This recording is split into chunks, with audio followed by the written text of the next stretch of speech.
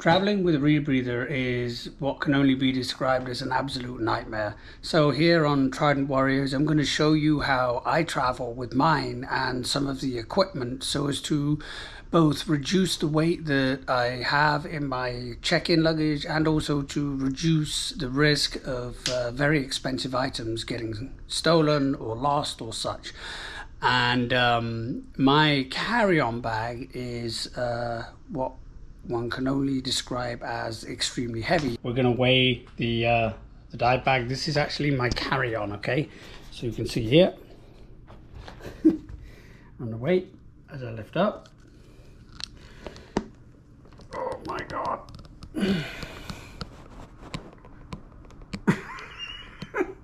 It's about 64 pounds, thereabouts.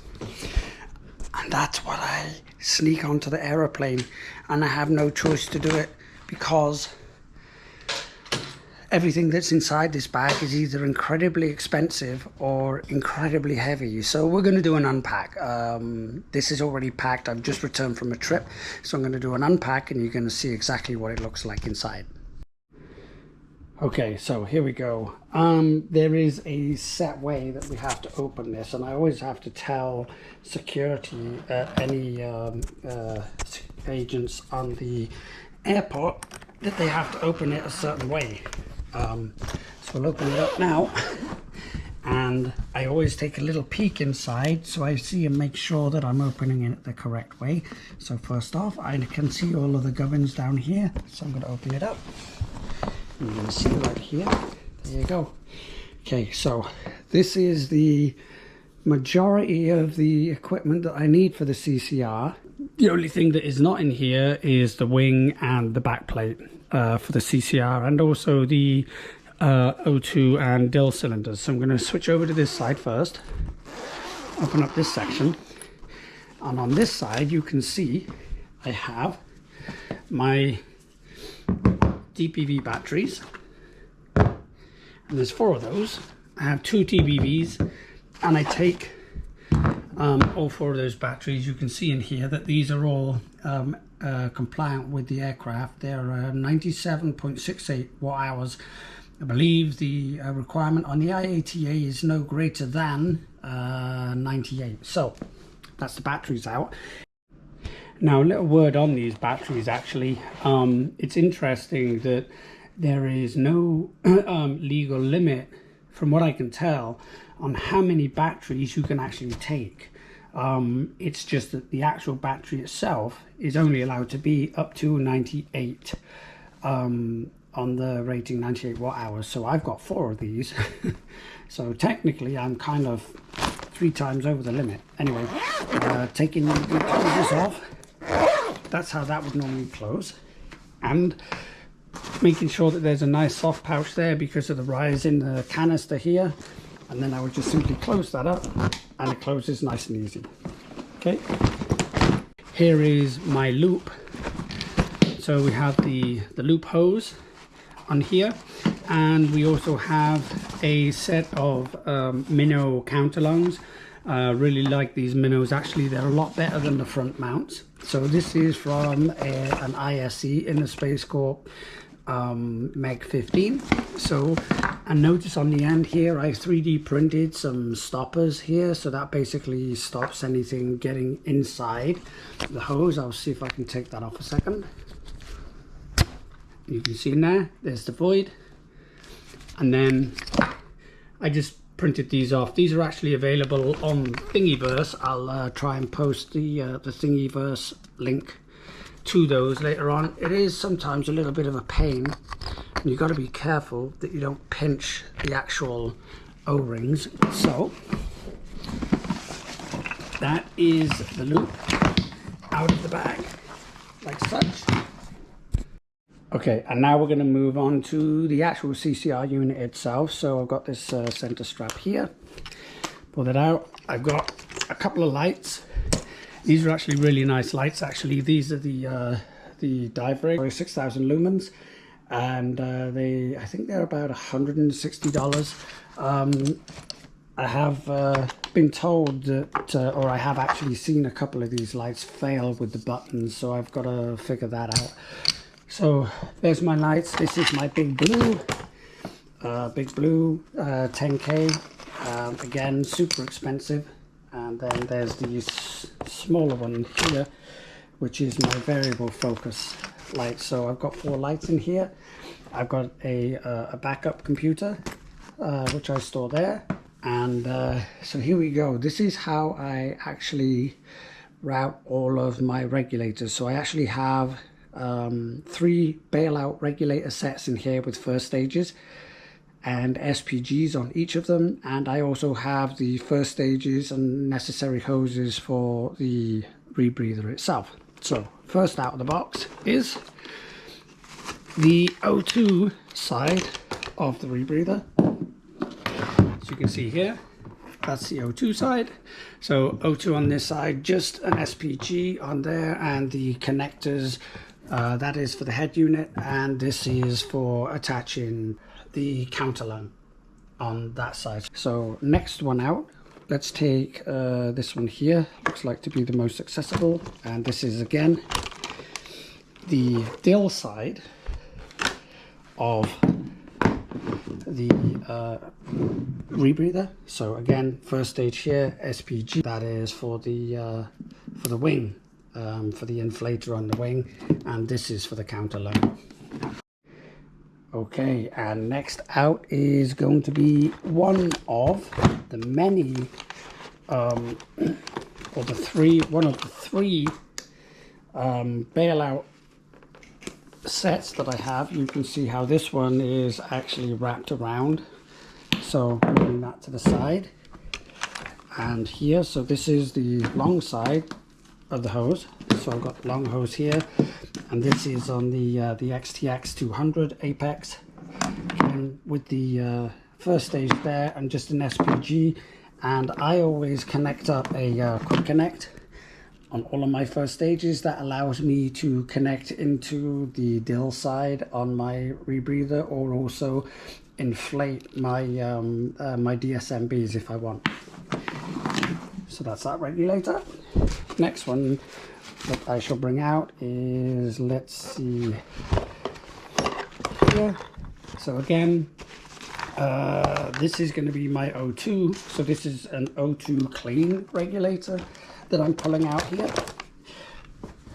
Notice on this one, I don't actually have a connector for the quick connect, because we don't want to connect up our oxygen 100% to anything or anything higher than 40%. So all of this green here, this signifies that it is a oxygen clean regulator. It is the Apex XTX 40 on here, and again, same thing, just a standard SPG. Okay, and so the last one to come out is my primary bailout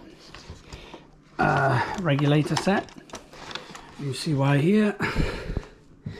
On this one, I actually have again another XTX 200 in here, again with a quick disconnect and SPG. I always have SPGs on all of my first stages. And also notice on this one, I have a transmitter for my shear water devices, so that I can send the cylinder contents to my dive computers. This is actually connected up to my shear water Teric, as well as my Perdix, and also the Nerd on there as well. Notice on all of my first stages I have the protection caps, which I can take off here. So you can see, always protect these, keep them safe. And again, the reason why I've got my transmitter attached in such a manner as not plugged directly into the HP port is because I want to protect this sender so that it doesn't get damaged. What happens a lot of times is people will actually pick up your cylinder from this whole section and run the risk of damaging this. So the way I do it is I put a short 6-inch hose on here, and then simply bend it around. Inside in this section between here is actually a spool. You must have a spool between the hose and the transmitter. Okay, so to show you the spool, this here is a spool. You'll be able to see that. It's got a little flange on the one side, and either side is a bar, and don't know if you can see this, but there's a recess here. That recess allows you to put an O-ring here on either side of the spool. So one there and one there, and what happens is it sits here right there between the transmitter and the hose, and what that does is it allows the transmitter to move around without any issues. See how I can rotate that? And it's what's the same as on your SPG. You have that spool that sits there in between your SPG and also your SPG hose.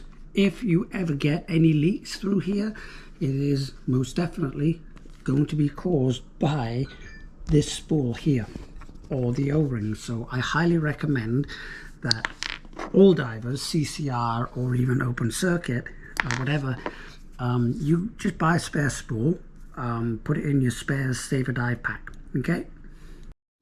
Okay, so that is now all of the regulators and first stages removed. As you can see here, there were 5 in total. So we got one here, which is my primary. This is my oxygen clean, and this is my long side, and then I have my O2 side for the CCR and also my dill side for the CCR. So there's 5 there. So the next thing we're actually going to do is we're going to remove the can, which is here. So this is for the absorbent. So we're going to remove the can and also the head. So as I pick this up, you'll notice that on here, on the top of this unit, I have lots of 3D printed connection plugs. So when I pull these out, they're actually here to protect these holes. Normally I would connect the loops up to those, and same on this side. This is for all of the electronic connections, taking these off. So they're just simply 3D printed ports, and this is for the O2. So connect that, so everything's nice and safe and secure. And then same on this side. This one can actually be a little tougher, so I have to wiggle it off a little bit. But notice on here that I've got a small recess on this, right? And that's just so I can put that O-ring in there and plug it in correctly. Now, this one, unfortunately, I am having a problem with my 3D printing where it's actually splitting. There's supposed to be another part here. And it at that level here, it just breaks off, so it's kind of irritating me. I've got to figure out a way to fix that. Why I have this quick connect on here is if I'm going to do an O2 analysis on my O2 sensors in here, what I can do is just plug this off here, and I can just connect up a quick connect here, connect up my O2, flush the whole unit with O2. That way I don't have to worry about the loop or anything like that. I can even save even more O2 if I just take the head off the unit itself and just put it in a Ziploc bag and put a Ziploc tie around the rim. So we are now going to crack this open, and I'm going to show you exactly how this is packed inside, because there's more weight to come. Now then, just with the head unit for the CCR and also the can, you're going to lift this up and you're going to see where the bulk of the weight comes. It's 24 pounds. Now, the reason why it's 24 pounds is not because I have sorb in there, but because I pack this thing with all of my other expensive delights. So that I'm going to pop the head off this and show you how I pack inside my CCR. Okay,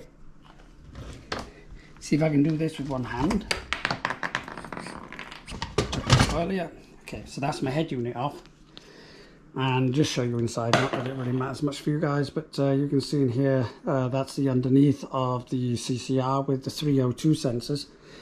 So you can see 1, 2 and 3, and also the battery compartments where these take 2 9-volt cells, etc., depth sensors, solenoids, etc. So with that, I am going to get in. I'm going to put this guy nice and safe over to the side. And I'm going to pull out the scrubber.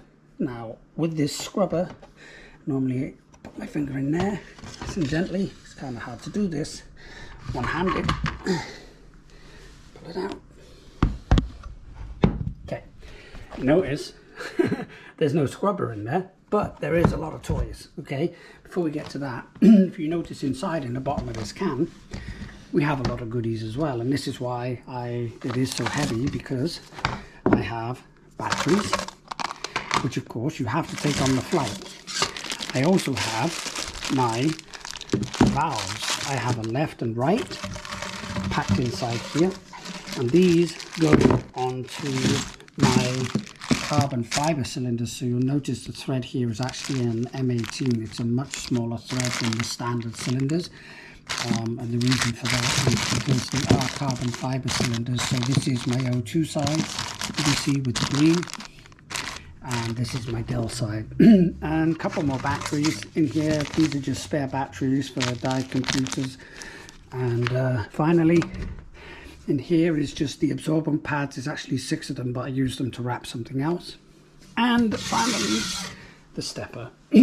So this stepper is actually, because this is an 8-pound can here, but I'm using a 5.5-pound scrubber. So what happens is this scrubber sits on top of that like that. And actually what it does do for you is it provides this nice little void here. It's kind of like a safety measure. I prefer it like this because if I do happen to flood the unit, the likelihood is hopefully that the water will stay here and not get anywhere near the underneath of the scrubber, and then basically make the scrubber absorbent material wet. If it does that, then it becomes caustic and it can kill you pretty quickly. So last thing to do now is to actually open up the scrubber unit here. So this is the ISC Meg scrubber, so it's got a nice spring-loaded connector in here. So all I have to do is, like you can see on here, just pinch that down and open it up, push that away to the side, and we're going to see what goodies I've got packed away in here. So this gauze, it's a metal gauze. You've got to make sure that you keep that nice and safe. And inside here, we're just going to unpack everything that I typically put inside here. This is all of the expensive stuff. So we have the Shearwater Terek and also the charging platform for the Shearwater Terek. And actually, I really like this one as opposed to the cradle. This is, you can see on here, if you can see that, I can't actually see it, but you can see the model number. So the way you do that is obviously once it's plugged in, you just place the Shearwater on there. Charger cable for the Meg 15 Apex handset. Charger for the Nerd. So again, Shearwater Nerd charger unit. I also keep my GoPro batteries. This is an Artman pack. I really like them. 3 GoPro batteries in there. Then some more expensive goodies. I have the sender, or the transmitter rather, for my Galileo Sol as my backup computer, and also an infrared USB connector for if I want to download dives off the Galileo Sol. Now the rest of the devices are actually wrapped in socks, just like cotton socks. So I'm just going to pull them out gently and then we'll see them. So we have one here. I already know what that is. That is the Nerd. And this one here is the Apex. And this one here is the Perdix. So there's those 3. What I'm going to do now, I'm going to take the socks off and display them here for you so you can see. Okay, so there you go, socks are off. You'll notice these are actual dive can connections which go on the head unit of the CCR. So they are actually a lot bigger than a Fisher connection. You can see the size of my thumb here. So what you have to do is make sure you grease these up occasionally with some Molydam 1111 coating for electrical terminals, because if they get wet they will corrode. So you just got to keep those nice and lightly lubricated. I'll post a link to the video for that actual coating there, and I would use that for anything that you have electrical connections on, like that. So again, this is my Apex controller, specifically made for the ISC Meg. And then I also have my Shearwater Nerd. This is the Nerd 2, again, with the loop connection on here. So I basically mount this to my loop so that it is face on. I can actually see inside. I'm going to turn it on a second just so you can see. Maybe you can see inside this guy as it boots up. You can see in there the connections information. Yeah, so right now it's flashing saying no connection. So this gives me all of my information right in front of my eye as I'm diving, so I don't have to look at my wrists. Okay. And again, on this side we have the Perdix. Now what I have done again is, and I don't understand why these things don't come from the manufacturers with this kind of cap, but I printed out some 3D printers myself, some caps to protect the ends of the terminals. So now you can see here that those terminals are fully protected. There's actually a little bit of oxidation on this terminal here.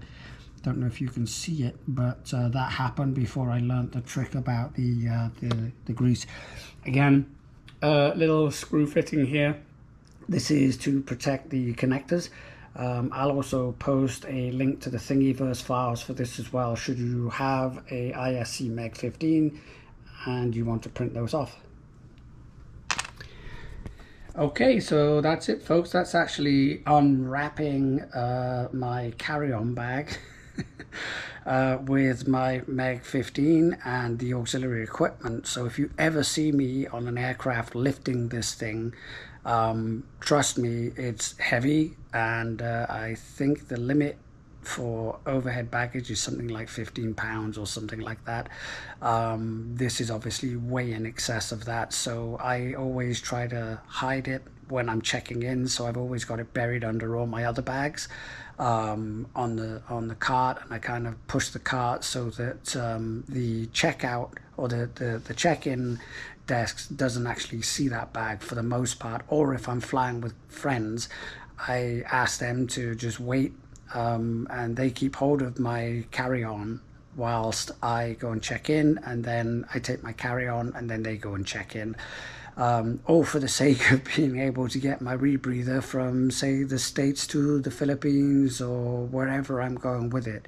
Like I said, it is exceptionally difficult to travel with a CCR. If you can imagine the massive expense of all of this equipment in here, I would say, looking at it, it's probably something between $15,000 and $20,000 worth of equipment that I'm carrying. What I have done in the past as well is I've gone up to the gate agents as everybody's starting to prepare to board the aircraft, and I've said to them, hey guys, I've got a really expensive camera inside this case. Is it possible that you can let me board earlier than my ticket actually allows, so that I can get this case into an overhead, because I really don't want it going under the aircraft due to how delicate it is and how expensive it is. And again, most of the time, in fact all of the time, that trick has actually worked, and they let me board a little earlier. The reason why I do that is because if I'm flying with an airline that is not my normal airline, where I have status, I can sometimes be one of the last people to check on the aircraft. So using this particular trick, I'm able to sneak on a little earlier, obviously after the disabled people that need help, and after the military veterans, active serving military and such. But sometimes I go on with the first class passengers if I'm not flying first class or in any kind of upgraded seat.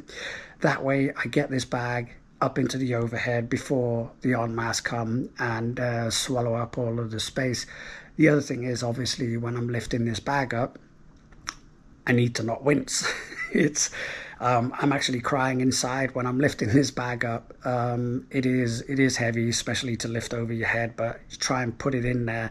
And what I also try to do is I try to put it in a bin that is already almost full, so that I can just close that door, and that avoids anyone touching it. And if anyone does go up to touch it, I'm keeping my eye on it to make sure that they don't touch it, especially the airline staff. If they so much as grasp that bag in any way, it can be a problem. The bins that do cause a bigger problem are the ones that kind of like lower themselves down, as opposed to one with a door on it that you just close.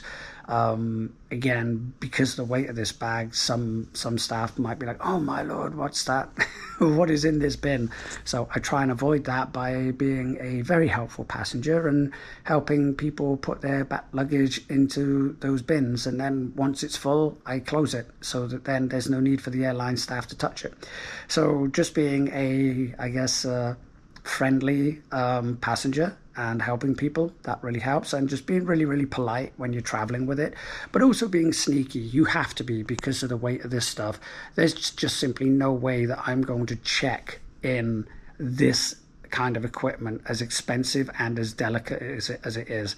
Losing this bag would absolutely destroy a diving vacation, without a doubt. It would also upset me a lot, due to the amount of time that it's taken me to gather all of this equipment and to perfect it, but also the expense. There's just very difficult to insure this kind of equipment. I'm still working with my household insurance to find out if they can cover it. It's taking a little bit of time. There is also other dive equipment specialists that would insure it, but just take a look to see.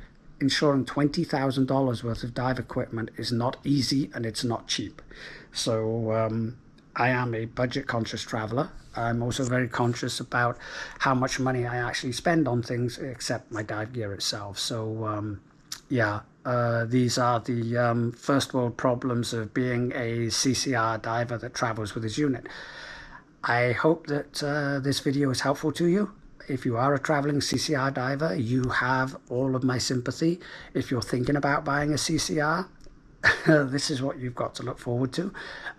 It can be a complete nightmare, but doing stuff like this can lessen the burden for you, both financially and also from being a nervous wreck during the entire flight, relying on a baggage handler not mishandling your luggage and chucking it everywhere and causing, at the best case, a load of damage to your equipment, and worst case, if they were to so much as cause a hairline fracture on the head unit or something like that, or even a pinhole on the loop, what can happen is the whole system can get flooded, and if that happened at depth, you could get a caustic situation, or you could get all kinds of other issues with the system, with leaks, etc.